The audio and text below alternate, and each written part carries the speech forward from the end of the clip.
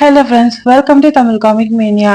Last வீடியோல white பிளட்ல அந்த கிளப்புக்கு ஒரு வேம்பையர் வந்திருப்பான். மேல இருந்து அந்த சாவினேஜன்னு சொல்லப்படுறவனும் அவனை உள்ள விட சொல்லியிருப்பான். இப்போ அந்த கிளப்ல செம்ம லவுடா மியூசிக் வச்சு நிறைய பேர் என்ஜாய் பண்ணிட்டு இருந்தாங்க.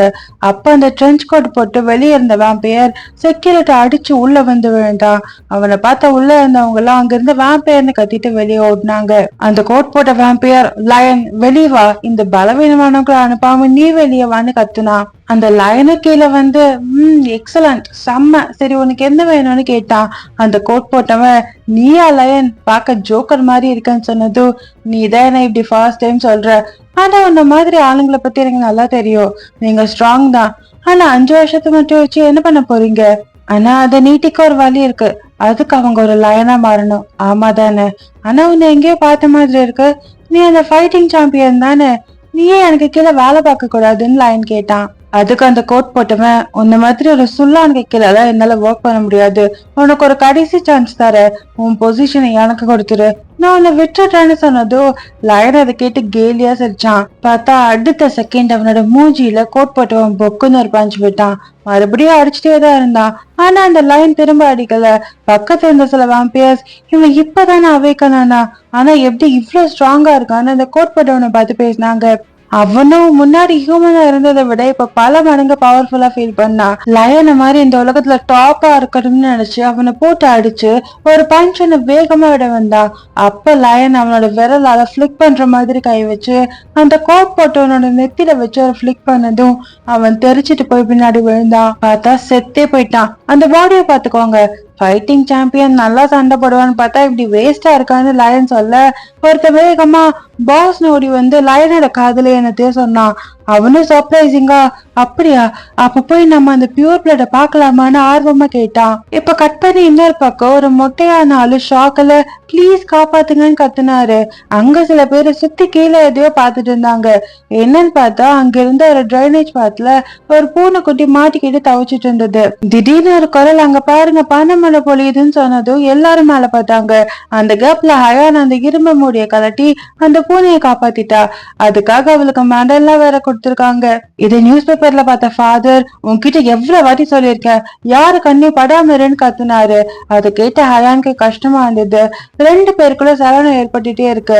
அப்ப ஃபாதர், ஹாஃப் பிளட்ஸ் கடந்த 10 வருஷமா அதிகமாயிட்டே போறாங்க, எவ்வளவு தூரம் இது போகும் தெரியல, டெரரிஸ்ட் மாதிரி கும்பலா இருந்து செயல்படுறாங்க, பாலிடிக்ஸ், போலீஸ், மிலிட்டரின்னு பல அதிகாரத்துல இருக்காங்க, பொறுமையா அவங்களுக்கு தேவையானது எடுத்துக்கிறாங்க, ஆனா கடைசியா கொரியாவையும் கைப்பற்றிட போறாங்க. அவங்களுக்கு அதுல ரொம்ப முக்கியமானது பியூர் பிளட் வேம்பையர் தான். பணம், பலம், அதிகாரம்னு எல்லாம் இருக்கு, ஆனா அவங்களுக்கு ஆயுச காலம் கம்மி. அவங்களோட ஆயுச அதிகரிக்கணும்னா அவங்களுக்கு தேவை இன்னொரு ரத்தம் தானே ஃபாதர் எக்ஸ்பிளைன் பண்ணாரு. இதை கேட்ட ஹயான், இதெல்லாம் உங்களுக்கு எப்படி தெரியும்னு கேட்க, அது இப்ப முக்கியம் இல்லைன்னு அவர் அதுக்கு பதில் சொல்லல. அப்ப ஹயான் சைடுல அந்த டேபிள்ல சில பேப்பர் கட்டிங்ஸ பார்த்தா அதுல வேம்பையர் இன்சூரன்ஸ் பத்தி போட்டு பக்கத்துல ஒரு புக்கும் இருந்தது. நான் உங்களுக்கு எப்படிப்பட்ட ஃபாதர், நீங்க சொன்னது கரெக்ட் தான், நான் ஒரு மான்ஸ்டர் தான், ஆனா என்னைக்காவது என் மனசுல என்ன ஓடிட்டு இருக்குன்னு யோசிச்சிருக்கீங்களா? ஃபாதர், நீங்க பார்க் ஹயானை பத்தி கவலைப்படல, பார்க் ஹயான் ஒரு வேம்பையனை மட்டும்தான் கவலைப்படுறீங்கன்னு அழுதுட்டே ஹயான் சொல்லிட்டு வேகமா கதவு திறந்துட்டு அங்கிருந்து ஓடினா. அப்ப ஃபாதர் அங்க இருந்து ஒரு லெட்டர் எடுத்து பார்த்தாரு. அதுல ஹாப்பி பர்த்டேன்னு போட்டிருந்தது. ஹயான் கொடுத்த லெட்டரை அவர் இப்பதான் ஓபன் பண்ணி பார்த்திருக்காரு. வெளியே வந்த ஹயான் அவன் மனசுல, இவர் எப்போ எப்படிதான் மனுஷங்க கிட்ட நேர்மையா இருப்பாரு, ஆனா அவர் எப்பவுமே என்ன அந்த மாதிரி நினைச்சது இல்லைன்னு அழுதா. இப்ப ஃபாதர் சர்ச்ல லைன்ல எல்லாரையும் பிளஸ் பண்ணிட்டு இருந்தாரு. லைன்ல இருந்தவங்க ஃபாதரை பத்தி, ஃபாதர் எப்பவும் சிரிச்சதே இல்ல, அவரு முன்னாடி ஆபத்தான வேலையெல்லாம் பார்த்திருப்பாரு போல, அவரு உடம்பு முழுக்க தழும்பா இருக்கும்னு கேள்விப்பட்டிருக்கான்னு பேசிக்கிட்டாங்க. ஃபாதர் அவங்க இப்படி பேசிக்கிறத கவனிச்சு அவங்கள வார்ன் பண்ணாரு. அப்ப அவருக்கு திடீர்னு உடம்பு முழுக்க ஏதோ ஆச்சு, லைக் பயப்படுற மாதிரி. என்னன்னு பார்த்தா ஆப்போசிட்ல இந்த லைன் வந்து நிக்கிறான். ஃபாதருக்கு அவனை பார்க்க ஒரு மாதிரி வித்தியாசமா இருந்தது. லயனும், நான் ஒருத்தரை பார்க்க வந்திருக்கேன், அவங்கள நீங்க சந்திக்க அலோ பண்ணுவீங்கன்னு நினைக்கிறேன்னு சொல்ல, ஃபாதருக்கு இவனை இங்க இருந்து எப்படியாவது வெளியே அனுப்பணும்னு தோணுச்சு. லைன்ல இருந்தவங்க வேற என்ன நடக்குதுன்னு புரியாம பாத்துட்டு இருந்தாங்க. நீங்க யார சொல்றீங்கன்னு தெரியல, அண்ணன் நம்ம இப்ப கம்யூனியன்ல இருக்கோம்னு ஃபாதர் சொல்ல வர, கவலைப்படாதீங்க, நான் அந்த பர்சனை பார்த்தது கிளம்பி போயிடுறேன்னு லயன் சொன்னான். நீங்க தேடி வந்த பர்சன் இங்க இல்லன்னு ஃபாதர் ஆணித்தனமா சொன்னாரு. லயன் ஒரு மாதிரி, நான் யார தேடி வந்தேன்னு உங்களுக்கு எப்படி தெரியும்னு கேட்டான். லைன்ல இருந்தவங்க இன்னும் இவன் நகராம இருக்கான்னு கடுப்பாகி அவனை தொட்டி கிளம்ப சொன்னாங்க. லயன் கோவமா, ஒரு வாட்டிதான் சொல்வேன், என் மேல கை வைக்காதுன்னு சொல்ல, அந்த ஆள் வேற வேணும்னு லயன் வச்சிருந்த கொடைய தட்டி விட்டான். லயன் கோவமான பார்வையோட அந்த ஆளோட கையத்தோட போக, ஃபாதர் போதும் நிறுத்துங்கன்னு கத்துனாரு. நல்ல வேலை, அதனால அந்த ஆளு தப்பிச்சான். ஃபாதரும் எல்லாரும் அங்க இருந்து போக சொன்னாரு. லயனும் அங்க இருந்து போறதுக்கு முன்னாடி, ஃபாதர் ஃப்ரீ டைம்ல ஏன் நீங்க இங்க வந்து என்ஜாய் பண்ண கூடாதுன்னு கேட்டு அவரோட கிளப்போட கார்டு அங்க வீசிட்டு போனான். போறதுக்கு முன்னாடி வேற ஹயானை கேட்டதா சொல்லுங்கன்னு சொல்லிட்டு போறான். அதே நைட் ஃபாதர் ரூம்ல உட்காந்து அந்த நாய்களுக்கு ஆல்ரெடி பியூர் பிளட் இருக்கிற இடம் தெரிஞ்சு போச்சு.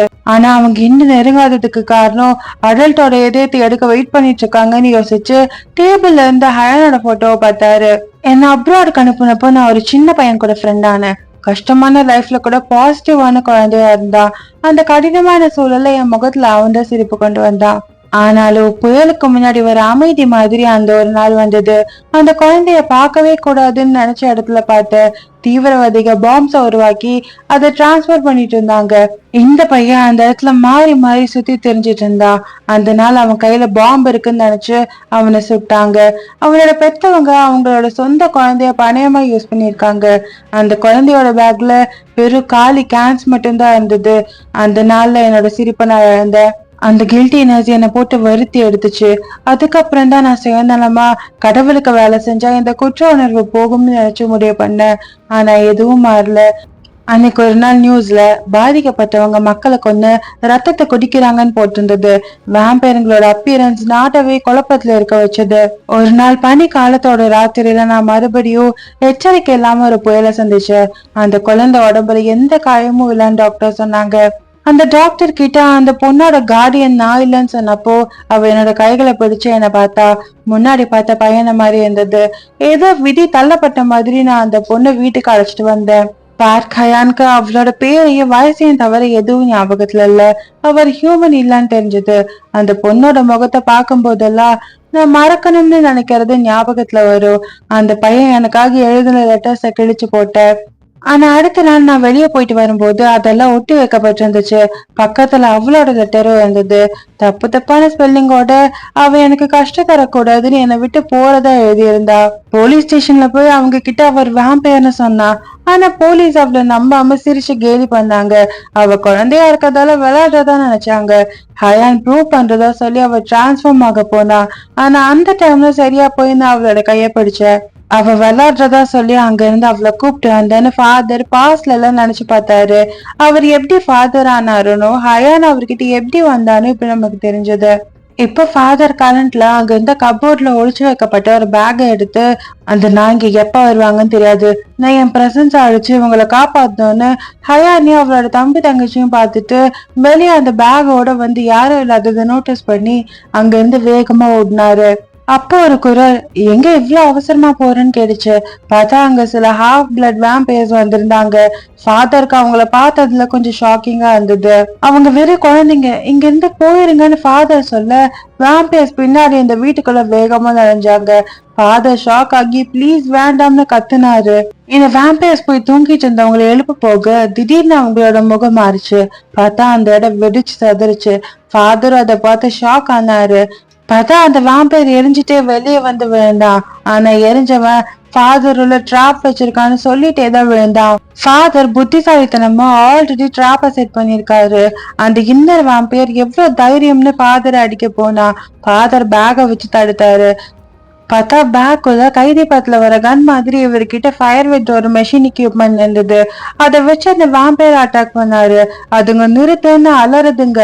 இன்னும் சில வேம்பயர்ஸ் மேல அவர் அட்டாக் பண்ண வந்தாங்க. ஃபாதர் அவனுங்க வந்து கார்ல கூட பாம்பு வச்சு வடிக்க வச்சிருக்காரு. முன்னாடி ஃபாதர் பேக்கை எடுத்திருப்பாருல, பார்த்தா அந்த கபோர்ட் ஃபுல்லாவே கன்ஸா இருந்தது. இப்போ ஆப்போசிட் இந்த வேம்பையர்ஸ் எங்க அந்த பியூர் பிளட்னு கத்த பார்த்தா இந்த பக்கம் அவங்க 3 பேரு வேற ஒரு இடத்துல இருந்தாங்க.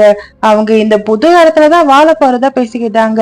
என்ன இருக்குன்னா ஃபாதர் முன்னாடியே இந்த இடத்த இடிக்க போறதா அவங்க 3 பேர்கிட்டயும் சொன்னாரு.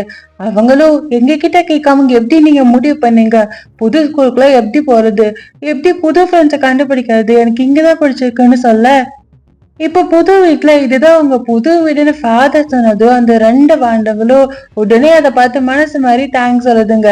ஹயானுக்கும் அங்க ஒரு தனியா ஒரு ரூம் வேற இருக்கு. ஃபாதரும் கிட்ட வந்து உனக்கு பிடிச்சிருக்கான்னு கேட்டுட்டு அவர் பாட்டுக்கு நடந்து போனாரு. ஃபாதர் மித்த 2 பேருக்கூடயும் சகஜமா பழகினாரு. ஹயான் கிட்ட பேசாம போனாலும் அவளுக்காக அனிமல் பிளட் ஃபாதர் ஃப்ரிட்ஜ்ல வச்சிருக்காரு. அங்க அவங்க 3 பேரும் உட்கார்ந்து இருக்கிறத பார்த்தா அவளோட ரூமுக்கு போய் அந்த முள்ளாலான கிரவுனை பார்த்து நான் செஞ்ச பாவத்துக்காக தான் இதை சுமக்கிறதா நினைச்சேன். ஆனா இது என்ன பல இடத்துல காப்பாத்திருக்குன்னு நினைச்சா ஃபாதர் தான் இது உனக்கு ஹெல்ப் பண்ணணும்னு முன்னாடி கொடுத்திருப்பாரு. இப்ப எங்க ஃபாதர் அந்த வேம்பையர்ஸ நெருப்ப வச்சு அட்டாக் பண்ணிட்டு இருக்காரு. 3 பேரை கொண்டுட்டாரு. இருக்கிற ஃபியூலை வச்சு மித்தவங்களையும் கொண்டுலாம்னு நினைச்சாரு. பார்த்தா எரிஞ்சிட்டு இருந்த வேம்பையர் ஒண்ணு ஃபியூவல் டேங்க உடைச்சு விட்டுருச்சு. அந்த மெஷின் வெடிச்சு சதறிச்சு. அவர்கிட்ட இருந்த பெஸ்டான வெப்பன் இப்ப வீணா போச்சு. அப்ப அங்க இருக்க வேம்பையர் ஃபாதர் மனுஷங்கெல்லாம் இந்த மாதிரி பொருளை டிபெண்ட் பண்ணி தான் இருக்காங்க. இப்ப ஏன் முன்னாடி பேசின மாதிரி பேசாம இருக்கீங்க, உங்களை ஈஸியா கொண்டுருவோம்னு நினைச்சீங்களான்னு கேட்க அவரோட நெஞ்சிலே ஃபாதர் கன்னை வச்சு ஓட்ட போட்டாரு. இந்த கன்லாம் வேலைக்காகாது இந்த வேம்பையர் சொன்னா. அப்போ ஒரு பிளாஷ்பேக். அதுல இவனுக்கு நல்ல பலம் இருக்கு, ஆனா களத்துல நிறைய ஷூட் பண்ண வேண்டி வரும். ஆனா அதுல இவன் தேர்ச்சி ஆகல. ஆனாலும் எல்லா புல்லட்டையும் யூஸ் பண்ணி அவன் ஒரு வாட்டி கரெக்டா டார்கெட்டை ஷூட் பண்ணான். அப்புறம் அவன் கரெக்டா டார்கெட்டை ஷூட் பண்ணி வேற லெவல்ல உள்ள நினைச்சிட்டான்னு ஃபாதரை பார்த்து சில சீனியர்ஸ் பேசிக்கிட்டாங்க. இப்ப கரண்ட்ல அந்த வேம்பையர் ஃபாதர் அட்டாக் பண்ண வந்தது. ஆனா ஃபாதர் அவனோட நெஞ்சில ஒரே இடத்துல புல்லட்டை இறக்கிட்டே இருந்தாரு. 2, 3, 4ன்னு. சில வருஷத்துக்கு முன்னாடி கவர்மெண்ட் ஒரு ஹாஃப் பிளட் வேம்பையரை படிச்சாங்க. ஆனா வேற வேம்பையர்னால அது மேல நடத்துற எக்ஸ்பெரிமெண்ட் ஃபெயில் ஆயிடுச்சு. ஆனா உங்க பாடிய பத்தின எல்லாத்தையும் நாங்க கண்டுபிடிச்சோம். உங்களுக்கு தெரியுமான்னு தெரியல, ஒரே இடத்த தொடர்ந்து அட்டாக் பண்ண ரீஜென்ரேட் ஆக டைம் எடுக்கும். அப்படி அட்டாக் பண்ணிட்டே இருந்தா ரீஜென்ரேட் ஆக முடியாம செத்து போயிருவாங்கன்னு ஃபாதர் சொல்ல அந்த வேம்பையர் செத்து கரைய ஆரம்பிச்சான். கொஞ்ச நேரத்துல ஃபாதர் புல்லட்ஸ் எல்லாம் தீர தீர அங்க இருந்த வேம்பையர்ஸ கொன்னு போட்டிருந்தாரு. அவ்வளவுதானா நாங்க பார்த்தாரு. ஆனா அங்க இன்னொரு வேம்பையர் வந்தது. யாருன்னு பார்த்தா அந்த லயன் தான். கை தட்டிட்டே அங்க வந்தான். வேற லெவல் ஃபாதர். ஆர்மி கூட எங்களை ஹேண்டில் பண்ண முடியாது, ஆனா நீங்க செம்ம. ஓ, இதை வச்சுதான் கொன்னீங்களான்னு அங்க இருந்து கண்ணை பார்த்து கேட்டே வந்தான். ஃபாதர் மனசுல இவனுக்கு எப்படி நான் ட்ராப் செட் பண்ண சொல்லியிருக்க மாட்டாங்க, குழந்தைங்க வெடிப்புல இறந்துட்டாங்கன்னு சொல்லிடுறேன்னு மனசுல நினைச்சு எவ்வளவு தைரியம் இருந்தா குழந்தைங்களை கொன்றுப்பீங்கன்னு கத்துனாரு. ஆனா அவன் பொறுமையா, ஃபாதர் எங்களுக்காக நிறைய ப்ரிப்பேர் பண்ண மாதிரி தெரியுது, ஆனா நீங்க இன்னும் கத்துக்க வேண்டி இருக்குன்னு கிட்ட வந்து கையில எரியிற பொம்மைய கிட்ட வச்சு என்னால இதை ஹேண்டில் பண்ண முடியும்னா கண்டிப்பா பியூர் பிளட் எரிஞ்சிருக்க முடியாது, சரிதானே? நான் அவளை எப்படி கண்டுபிடிச்சிருவேன், ஆனா எப்படி ஏன் ஆளுங்களை வெறும் நெருப்பு வச்சு மட்டும் கொண்டேன்னு லயன் கேட்க ஃபாதர் அவனை எப்படி நிறுத்த முடியாதுன்னு தெரிஞ்சு அவனோட ஹார்ட்ல ஷூட் பண்ணாரு. அவனும் யோ ஏன் சட்டையில ஓட்ட போட்டேன்னு கேக்குறான். ஆனாலும் ஃபாதர் நிறுத்தாம கடைசி புல்லட் இருக்கிற வரை அவனை ஷூட் பண்ணணும்னு டிசைட் பண்ணி ஷூட் பண்ணாரு. லயன் கீழே உட்காந்து இரும்பிட்டு இருந்தான். ஆனா பார்த்தா உங்க ஷூட்டிங் சரியில்லை, உங்க குறி தப்புதுன்னு சொல்லி அவரை கோரமா பார்த்தான். ஃபாதர் பயந்து பின்னாடி போனாரு. அவரு கால்கிட்ட இருந்த பேக்ல இருந்து மறுபடியும் ஒரு மஷின் கன் எடுத்தாரு. அதை வச்சு ஒரு ஷூட் பண்ணாரு. இதுல அவன் காலி ஆயிடுவான்னு பார்த்தா அந்த கன்னையுமே ஒரே கையால நசுக்கிட்டான். அடுத்த செகண்ட் அவன் ஃபாதரையும் அட்டாக் பண்ணான். இன்னொரு பக்கம் பைக்கை எடுத்துட்டு ஃபாதர் இன்னும் காணும்னு நினைச்சு ஹயான் பயந்து வந்துட்டு இருந்தா. அங்க சில பேரு சர்ச் ஆயுதுன்னு பார்த்து ஷாக் ஆயிட்டு இருந்தாங்க. பார்த்தா அந்த இடம் ஃபுல்லா தீ பத்தி எரிஞ்சிட்டு இருந்தது. ஹயான் பயந்து அந்த இடத்துக்கு வேகமா போனான். அந்த இடத்துல ஃபாதர் ஒரு பெரிய தூணு கடியில மாட்டிட்டு இருந்தாரு. அவரை காப்பாத்துறதுக்காக ஹயான் அவர் கிட்ட ஓடுனா. ஆனா ஃபாதர் அவரோட கையை நீட்டி அங்கேயே இரு, நீ இப்ப டிரான்ஸ்ஃபார்ம் ஆகி இருக்க, நிறைய பேர் பாத்துட்டு இருக்காங்க, இங்க வராதன்னு சொன்னாரு. ஹயான் தான் எமோஷனல் ஆனா அவளோட ஹேர் கலர் மாறுமே, அதனால இப்போ ஒரு வேம்பையர்னு எல்லாருக்கும் தெரிஞ்சிரும்னு ஃபாதர் நினைச்சாரு. அவ்வளவு இப்பவா இப்படி ஆகணும்னு நினைச்சா நார்மல் ஆகி ஃபாதரை காப்பாத்தணும்னு கிட்டத்தட்ட நார்மல் ஆயிட்டா. ஆனா ஃபாதர் அவளை அங்கேயே இருக்க சொல்லி கத்துனாரு. இங்க வந்தா இத தூக்கி என்ன காப்பாத்துனா நீ கண்டிப்பா மாட்டிப்பான்னு சொன்னாரு. தீயணைப்பு வீரர்களோ அவரை எப்படி காப்பாத்துறதுன்னு தெரியாம அல்லாடிட்டு இருந்தாங்க. அவரை காப்பாத்துங்கன்னு அந்த தீக்கு பக்கத்துல நின்னு ஹயான் கத்துனா. ஃபாதர் அவரோட கண்களை கொஞ்சம் கொஞ்சமா மூடினாரு. அப்ப அவருக்கு ஹயானோட சின்ன வயசு ஞாபகம் வந்தது. அவ தம்பி தங்கியோட இருந்தது. ஸ்கூல்ல அவளுக்கு சீட் கிடைச்சதை நினைச்சு சந்தோஷப்பட்டது. 3 பேரும் சந்தோஷமா இருக்கிறதெல்லாம் அவருக்கு கண்ணு முன்னாடி வந்தது. உன்னோட தம்பி தங்கிய பாத்துக்கோன்னு சொல்லி நீ வாழுவேன்னு எனக்கு சத்தியம் பண்ணி கொடுன்னு கேட்க, அடுத்த செகண்ட் அந்த பெரிய சுவர் அவரை நசுக்குச்சு. இந்த பக்கம் பார்த்தா கிளப்ல அந்த லைன் புடிச்சிட்டு கூத்தடிச்சிட்டு என்ஜாய் பண்ணிட்டு இருக்கான். ஆனா இங்க நம்ம பசங்க ஃபாதருக்கு ஃபியூனரல் நடத்திட்டு இருந்தாங்க. இன்டர்வியூவும் அந்த இடத்துல வேற ஒருத்தர்கிட்ட இது அந்த ஹாஃப் பிளட்ஸோட வேலையா தான் இருக்கணும், ஆனா எல்லா எவிடன்ஸும் எரிஞ்சு போச்சுன்னு சொல்லி ஹயான் ஃபாதரோட போட்டோ முடி நிக்கிறத நோட்டீஸ் பண்ணா. அந்த 2 பசங்களும் ஹயானை கட்டி பிடிச்சு அழுதுட்டு இருந்தாங்க. அடுத்த நாள்ல ஃபாதர் நீ ஒரு மான்ஸ்டர் சொன்னதை கேட்டு கனவுல வந்ததை பார்த்து ஹயான் பயந்து எழுந்தா. அந்த 2 குட்டீஸும் நாங்க சோகமா இல்லைன்னு போய் சொல்லி நார்மலா இருக்கிறதா காட்டிக்க ட்ரை பண்ணாங்க. ஹயான் அவங்கள கட்டி பிடிச்சதும் அழ ஆரம்பிச்சுட்டாங்க. ஃபாதர் இல்லாததுனால வேற ஆர்கனைஸ்க்கு போக வேண்டி வரலாம்னு சொல்லி மனசுக்குள்ள என்னாலதான் ஃபாதர் இறந்து போனாரு, என்னால இனிமே என் தம்பி தங்கிய பார்க்க முடியுமா நினைச்சு சோகமாகி 2 பேரும் புது ஆர்கனைஸ் போய் நல்ல படிப்புங்க தானே, நம்ம லீவுக்கு ஒன்னா வெளியே போலாம், நம்ம சந்தோஷமா இருக்கணும், அப்பதான் சொர்க்கத்துல ஃபாதர் நம்மளை பத்தி கவலைப்படாம இருப்பாருன்னு சொல்லி அவங்கள தேத்துனா.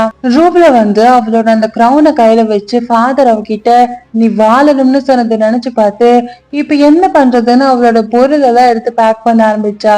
அப்போ ட்ரால ஹாப்பி பர்த்டேன்னு போட்ட ஒரு லெட்டர் இருந்தது. இன்னும் அவர் இதை தூக்கி போடல போலன்னு நினைச்சா. அங்க பார்த்தா இன்னும் சில லெட்டர்ஸ் அவர் ஹயான்காக வச்சிருந்தாரு. எல்லாமே முன்னாடி எழுதின லெட்டர்ஸ். ஆகஸ்ட், செப்டம்பர்னு ஒவ்வொரு மாசத்துக்கும் ஒரு லெட்டர் இருக்கு. ரீசெண்டா எழுதின ஒரு லெட்டர் ஹயான் படிக்க ஆரம்பிச்சா. இன்னைக்கு நான் உன்கிட்ட கடுமையா நடந்துக்கிட்டேன் போல, நீ நார்மலா வாழணுன்றதுக்காக கஷ்டப்பட்டதெல்லாம் வீணாயிரும்னு கவலைப்பட்ட, இருந்தாலும் அந்த மாதிரி ஒரு வார்த்தையை நான் உன்கிட்ட சொல்லியிருக்க கூடாது.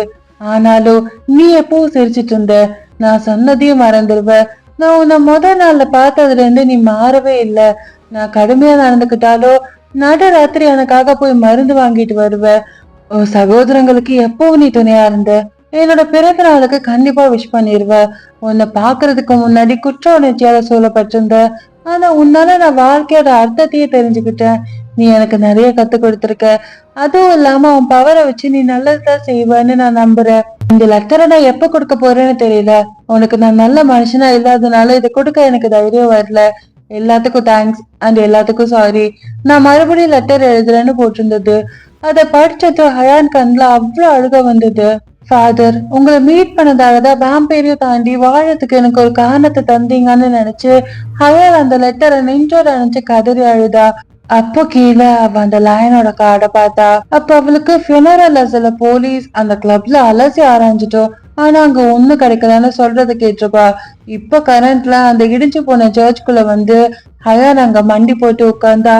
ஃபாதர் வாழணும்னு சொன்னது நினைச்சு ஓகே ஃபாதர் நான் நல்லா வாழ்றேன், நான் என் தம்பி தங்கச்சியை வளர்த்தி காலேஜ்க்குலாம் அனுப்புறேன், ஆனா அதை பண்ணணும்னா உங்களை அப்படி நடத்துற அந்த ஆளுங்களுக்கும் அதே நிலைமை வரணும், இல்ல நான் உங்களுக்கு 2 மடங்கா திருப்பி தருவேன்னு கோவமா ஹயான் டிரான்ஸ்ஃபார்ம் ஆனா. அப்ப இன்ட்ர கிட்ட அவனோட அசிஸ்டன்ட் அவங்களோட ஆபீஸ்ல அந்த வேம்பையரை பிடிக்கிறத பத்தி பேசினாங்க. அப்ப என்கிட்ட என்னதான் வேம்பையர்ஸா இருந்தாலும் நேரடியா போய் அவங்கள பிடிக்க முடியாது, சில பேரை ஃபோர்ஸ் பண்ணி வேம்பையரா மாத்திர கேசஸும் இருக்கு, அவங்களையும் கிரிமினல்ஸா கருதி கொல்ல பிளான் பண்றியா, இப்ப நம்மளோட முக்கிய வேலை எல்லாம் மீறி போகாம கட்டுக்குள்ள வச்சிருக்கிறது தான்னு சொல்ல கூட இருந்தவரு அப்படின்னா சும்மா உட்காந்து வேடிக்கை பார்க்க சொல்றீங்களான்னு கேட்டாரு. உனக்கு ஒரு ஞாபகம் இருக்கா, ஒருத்தன் கெட்ட வார்த்தை பேசி அபியூஸ் பண்ணதான 40 டிரைவர்ஸ மாத்தினாங்க, காஃபிய வச்சு ஒருத்தரோட முகத்தை பேர்ன் பண்ணா, பேக்கோட ஹேண்டில் சரியா அவனை நோக்கி இல்லைன்னு அசிஸ்டண்ட போட்டு அடிச்சான்னு யூனிட்டே கேட்க, ஆமா அதெல்லாம் ஜிஹான் குரூப்போட ஒரே பையன் பண்ணது தானே, அது எப்படி என்னால மறக்க முடியும், அந்த நேரம் மறுபடியும் இந்த மாதிரி எல்லாம் பண்ணிட்டு சுத்துறானான்னு அசிஸ்டன்ட் கேட்டாரு. அவன் தான் இப்ப அந்த ரெட் பாம் கிளப்போட ஓனரா இருக்கான்னு யூனிட்டே சொன்னா. பாருங்க அவன் மனுஷனா இருந்தப்பவே இவ்வளவு வேலைத்தனம் பண்ணி இருக்கிறான். இந்த பக்கம் அந்த லயன் அவன் பேரு லூசிங்க, இனிமேல் லூசினே கூப்பிடலாம். லயன்கிறது பாத்தீங்கன்னா இன்னொரு செட் ஆஃப் வேம்பையர்ஸ், அவங்களுக்கு ஆயுள் கால அதிகம், அவங்க மொத்தம் 6 பேரு, நம்ம லாஸ்ட் எபிசோட்ல கூட பார்த்திருப்போம், அதனாலதான் நம்ம இவனை லயன்னு சொல்லிட்டு இருந்தோம், இனி லூசின்னு கூப்பிடலாம். லூசி 20 வயசுக்காரங்களோட பிளட் தான் குடிப்பானா. கிளப்ல இப்ப அத குடிச்சிட்டு கூத்தடிச்சிட்டு இருந்தான். லைட்டா பார் டெண்டர் அந்த கிளாஸ் இருந்து கொட்டினதும் அந்த ஆளோட தலைய ஒரே வெட்டா வெட்டிட்டான்.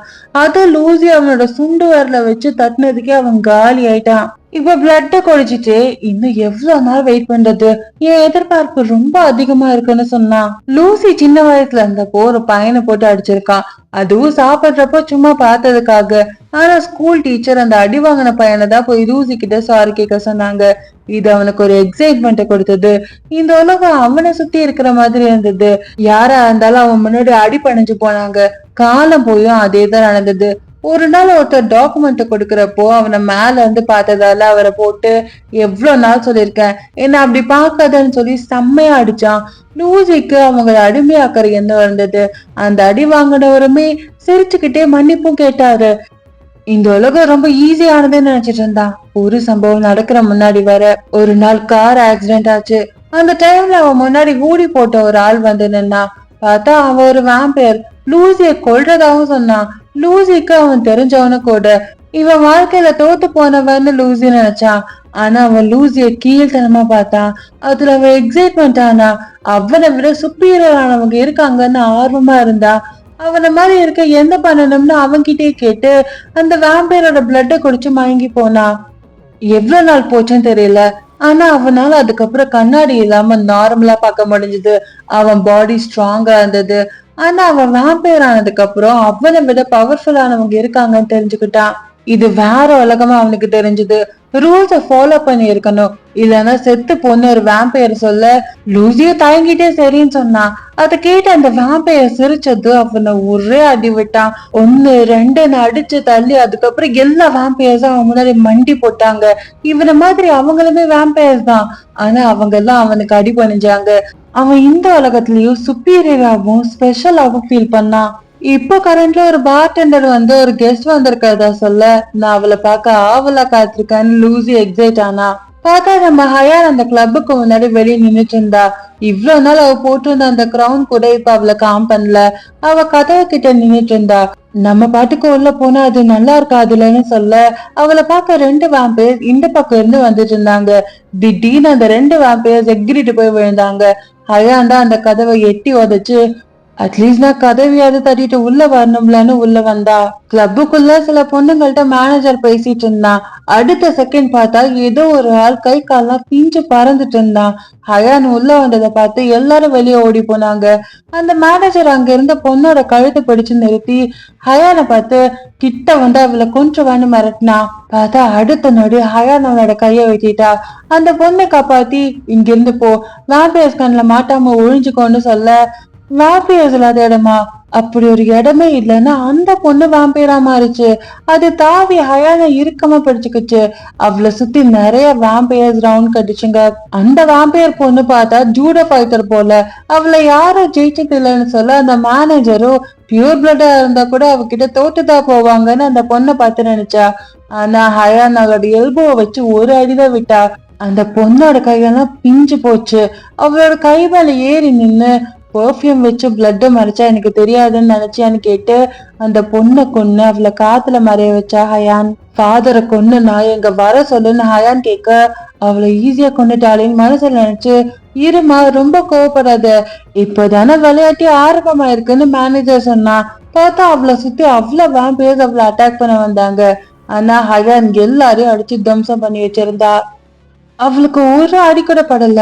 அவளை பார்க்க அந்த மேனேஜருக்கு ஒரு மாதிரி வித்தியாசமா இருந்தது. ஹயானுக்கு அவ எவ்வளவு நேரம் சண்டை போடான்னு தெரியல. ஆனா அவளால காம் ஆக முடியல.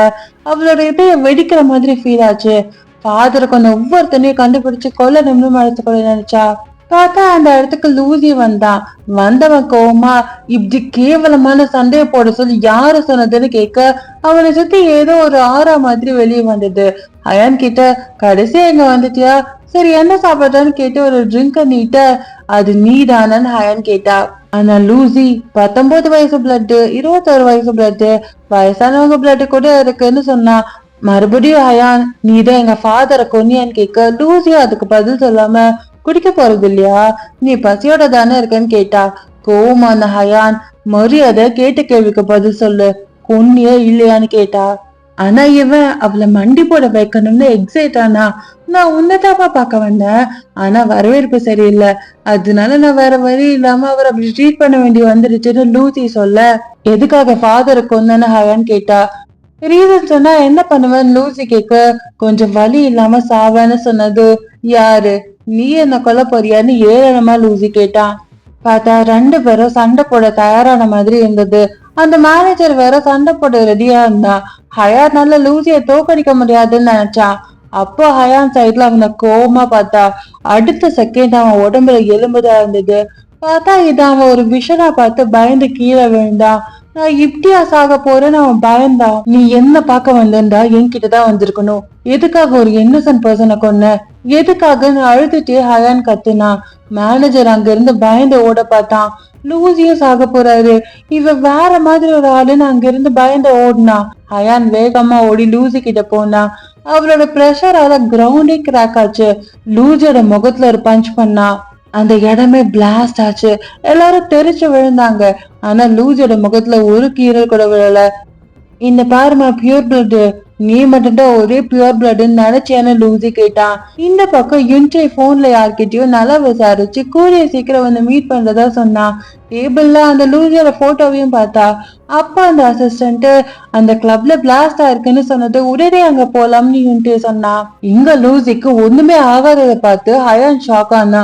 லூசி அவளை பார்த்து, இவ அவ்வளவு ஸ்பெஷல் இதை போலியே, நான் என்னென்னமோ நினைச்சேன், ஆனா நான் நினைச்சதை விட வீக்கா தான் இருக்கா. அவ வீக் இல்ல, எனக்கு பவர் அதிகமா இருக்கு, எனக்கே தெரியாம இவ்வளவு பவர் இருந்திருக்க போலன்னு நினைச்சான். அந்த மேனேஜரும் நான் நினைச்சதை விட லூசி ஸ்ட்ராங்கா இருக்காரு, அப்ப காடோட பவர் உள்ள வேம்பையர்ஸ் இப்படிதான் இருப்பாங்க போலன்னு நினைச்சாரு. காடுன்னு சொல்லப்பட்ட வேம்பையரால உருவாக்கப்பட்ட காலகட்டம் இது. பல வேம்பையர்ஸ் உருவான இருள் காலம்னு சொல்லலாம். இந்த கண்ட்ரிய 7 டெரிட்டரியா பிரிச்சாரு. ஒவ்வொன்றிலயும் ஒரு ஸ்ட்ராங்கான வேம்பையர் லயன்னு பேர் வச்சு ரூல் பண்ண வச்சாரு. 6வது லயனை சூஸ் பண்ணதுக்கு அப்புறம் அவர் போர் நிறைஞ்ச டெரிட்டரிக்கு போனாரு. அங்க ரொம்ப கொடூரமான வேம்பையர்ஸ் இருந்தனால அந்த போர் ரொம்ப நாளாவும் ரத்த கலரியாவும் இருந்தது. ஆனா அது ஒருத்த வந்தப்போ முடிவுக்கு வந்தது. லூசி 1 வருஷமா நடந்த அந்த ரத்த போர் அவன் வந்தது நினைச்சு அதுவும் 2 நாள்ல முடிச்சு கட்டினா. அப்ப அவனுக்கு காடோட கிஃப்ட் கிடைச்சது. அந்த கிஃப்ட் பியூர் பிளட் வேம்பையரோட பிளட், காடோட பிளட் கிடைச்சது. ஒரு நல்ல ரத்தத்தோட மரபணு ஒருத்தரோட சேரும் போது அவன் மறுபடியும் ஒரு சிறந்த உயிரினமா பெறப்படுப்பான்.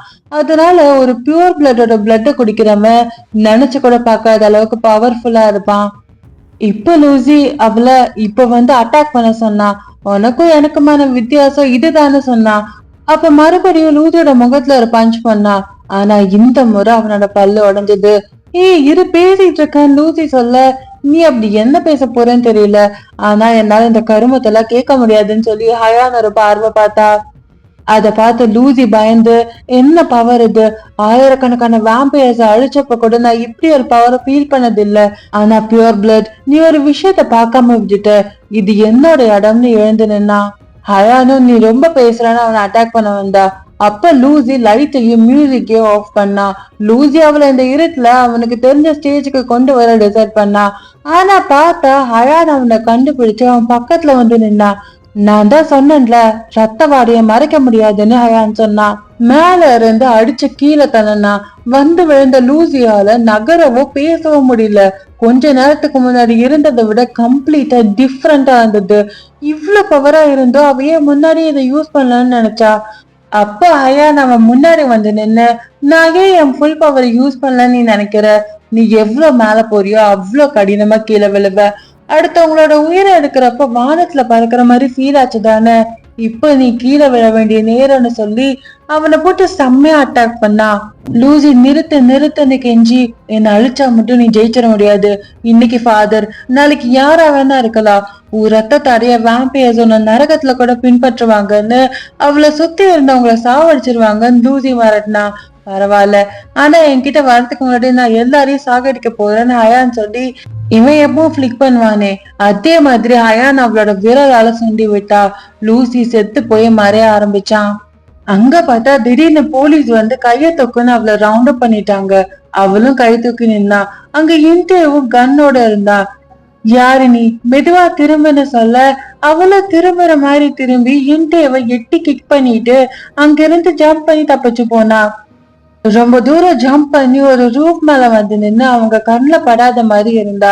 பார்த்தா யுன்டே இருக்கான்ல, அவன் முன்னாடி என்னை அடிச்சுட்டு இங்க இருந்து தப்பிச்சு போனதா சொல்லியிருக்கான். முன்னாடி நடந்த மாதிரி இப்பவும் அவ யாருன்னு தெரிஞ்சு அவன் விட்டுருக்கான். எதுக்காக அவர் எனக்கு ஹெல்ப் பண்ணாரு? எப்படியோ வெளியே வந்துட்டேன். ஆனா இப்படியே போச்சுன்னா என் கூட இருக்கிறவங்களுக்கு ஆபத்தாயிரும். இங்க நான் இனிமே இருக்க கூடாது. என்கிட்ட அந்த நாய்ங்க வர்றதுக்கு முன்னாடி நான் அவங்கள தேடி போனோம். ஆனா என்கிட்ட எந்த இன்ஃபர்மேஷனும் இல்ல. நான் என்ன பண்றதுன்னு ஹயான் யோசிச்சா. கொஞ்ச நேரத்துல அவளோட வீட்டுக்கு முன்னாடி வந்து நின்னு இங்க நான் வந்துட்டேன். ஆனா எப்படி நான் என்னோட தம்பி தங்கி இந்த நிலைமையில பார்க்க போறேன்? அவங்களுக்கு நான் வேம்பேன்னு தெரியாது. பேசாம லெட்டரை வச்சுட்டு போயிடலாமான்னு யோசிக்கிறப்பவே அக்கா ஏன் இவ்வளவு லேட்டுன்னு கேட்டு அவங்க 2 பேரும் ஹயான் அப்படி இருக்கிறத பார்த்து ஷாக் ஆகி நின்னாங்க. ஐயோ இப்ப என்ன பண்றதுன்னு யோசிச்சு நீங்க நினைக்கிற ஆளு நான் இல்லைன்னு என்னென்னமோ ஹயான் சொல்லி சமாளிக்க ட்ரை பண்ணா. ஆனா அவங்க 2 பேரும் அவ மேல ஒரு போர்வையை போத்தி இப்படி அவ வெளியே போன வா உள்ள போலன்னு அவளை உள்ள கூப்பிட்டு போனாங்க. பார்த்தா இவ்வளவு நாளா அந்த 2 பேருக்கும் ஹயானோட வேம்பேன்னு நல்லாவே தெரிஞ்சிருக்கு. அவங்க 2 பேரும் பிளட் குடிக்கிறத பத்தி எல்லாம் கேட்டு தெரிஞ்சு அவங்களுக்கு இத பத்தி முன்னாடியே தெரியும்னு சொன்னாங்க. அப்ப ஹயான் பசங்களா நான் உன்கிட்ட ஒண்ணு சொல்லணும். நான் ஒரு விஷயத்த பண்ண வேண்டியிருக்கு. இல்ல நான் தூரமா போய் படிக்க வேண்டியிருக்குன்னு சொன்னதும் அந்த 2 குட்டிங்களும் அமைதியா இருந்து அவளை பார்த்து ஸ்மைல் பண்ணாங்க.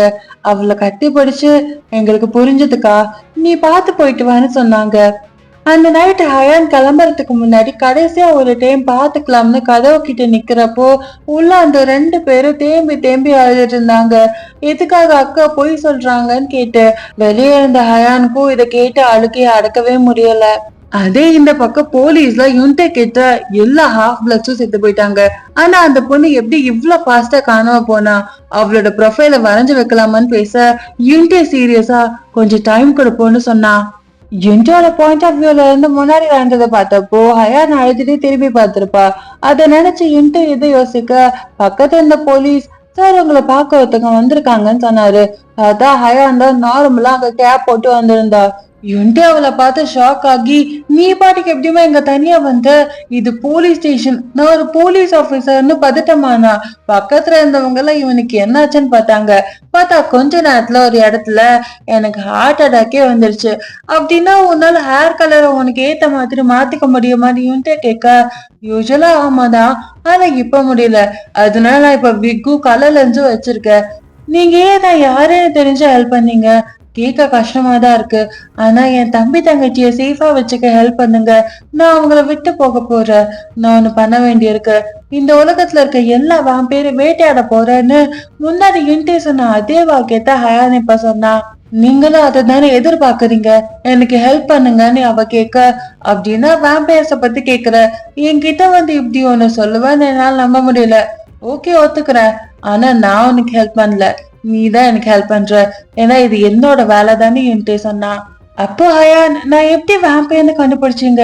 எதுக்காக அது தெரிஞ்சு ஹெல்ப் பண்ணீங்கன்னு கேட்க முதல் கேள்விக்கு பதில் சீக்ரெட், 2வது கேள்விக்கான பதில் பிரெட் பிடிக்கிற யாரும் கண்டிப்பா கெட்டவங்களா இருக்க மாட்டாங்கன்னு ஏதோ சொல்லி சீரியஸா வேம்பையர்ஸ் கேன்சர் மாதிரி பரவிட்டு இருக்காங்க.